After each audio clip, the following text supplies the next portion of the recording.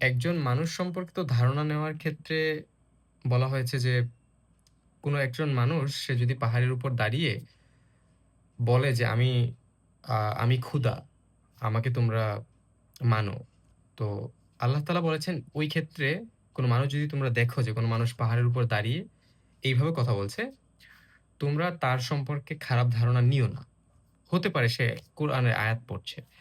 তো এই কনসেপ্টটার মূলে রয়েছে হচ্ছে যে, আপনি কোনো মানুষ সম্পর্কে ধারণা করতে পারবেন না। যে একজন মানুষ সে তার ছোট্ট একটা সময়কে কেন্দ্র করে আপনি একটা জিনিস ধারণা করে ফেলেছেন। আমি যদি চিন্তা করি যে একজন মানুষের আপনি কতটুকুই দেখেন, যেটুকু সে দেখায় আপনাকে অথবা আপনি, আপনি কতটুকু সময় মানুষকে দেখাচ্ছেন। আপনার ২৪ ঘন্টার মধ্যে একটা টাইম কিন্তু মানুষ জানে না। বা ওই মানুষটার ২৪ ঘন্টায় সে কি করছে, ভালো করছে না খারাপ করছে সেটিও আপনি জানেন না। তো মেইন কনসেপ্টটা হচ্ছে ও এই, এই টাইপের যারা আছে উনারা হচ্ছে আমি তো বললাম যে তারা নিজেরা খুবই ভালো এবং কখনোই খারাপ কাজের মধ্যে যায় না।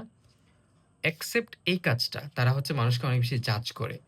তো মানুষের সম্পর্কিত ধারণা করতে নিষেধ করা হয়েছে। তারপরও তাহলে এই টাইপের মানুষরা আসলে কোন আম বেসিস এর উপর নিজেদেরকে সঠিক ভাবে সেটা মাঝে, মাঝে আমি ভেবে পাই না আরকি।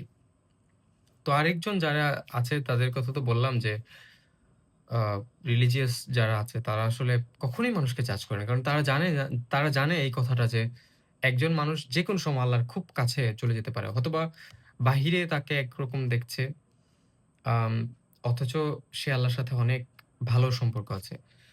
আমরা বাহিরটা দিয়ে কেন জাজ করব না? কারণ মানুষ যখন একা থাকে তখন তার খারাপ কাজ করার অপরচুনিটি সবচেয়ে বেশি থাকে। এখন কোন মানুষ কিন্তু জানে না যে ওই একা সময়ে সে কি আল্লাহর সাথে খুব ভালো সম্পর্ক নাকি সে কি ভালো কাজ করছে না খারাপ কাজ করছে। তো যে কারণে আসলে মানুষের আউটসাইডার অল্প কিছু দেখে তাকে কোনভাবে জাজ করা যায় না। এটা হচ্ছে আমার কনসেপ্ট আরকি। তো অনেক ধরনের ফ্রেন্ডের সাথে চলা হয়েছে এবং দিন শেষে যেটা মনে হয়েছে আরকি যে মানুষের একটা প্রবণতা হয় যে সে কোন না কোন সেক্টর দিয়ে তাকে আসলে সঠিক সেটা যাচাই করার চেষ্টা করে। হয়তো আমিও এই ধরনের একটা সিচুয়েশন এ ছিলাম। আমি নিজেও হয়তো নিজেকে সঠিক মনে করতাম। তবে যে কনসেপ্টটা হচ্ছে এই ধরনের মানুষ তাহলে কেন এমনটা করে? আবার আরেক ধরনের মানুষ আছে যারা আসলে একেবারেই রিলিজিয়াস না বা মধ্যমপন্থী রিলিজিয়াস। তারাও মানুষের সম্পর্কে কখনো খারাপ কথা বলে না। আরেকটা সেক্টর আছে যে তারা আসলে মানুষের সম্পর্কে খারাপ কথা বলে। পুক করে মানুষকে বাজে কথা বলে। তো এই বিষয়গুলো আমার মাথায় ঢুকে না। কারণ হচ্ছে নেগেটিভিটি মানুষ থেকে অনেক বাজেভাবে সময়কে নিয়ে নেয়। তো দুনিয়ার জীবনটা ছোট। অথচ এই ধরনের মানুষের জন্য এটা সত্য কথা যে আপনার একটা নেগেটিভ কথা, আপনার একটা খারাপ কথা অন্য একজন মানুষকে অবশ্যই ইফেক্ট করছে। তো এটার মধ্যে আসলে কি ধরনের লজিক আছে সেটা আমার আসলে বুঝে আসে না। আমি চেষ্টা করছি এটার ফাইন্ড আউট করার যে মানুষ আসলে কেন এই ধরনের ব্যাপারগুলো বলে।